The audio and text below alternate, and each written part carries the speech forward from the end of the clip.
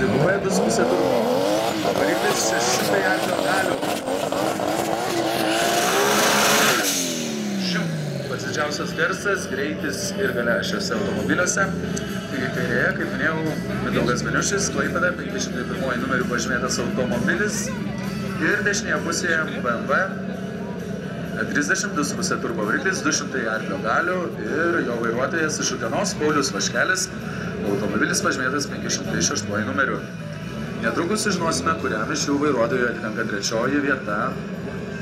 Trečiojo etapo, kuris dėl prasvoro sąlygų važiavimai neįvyko Palangoje.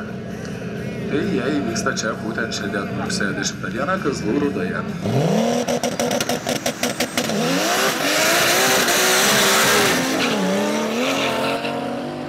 Čia bus tikrai įdomu pasižiūrėti, koks maksimalus greitis bus išvystytas trasoje.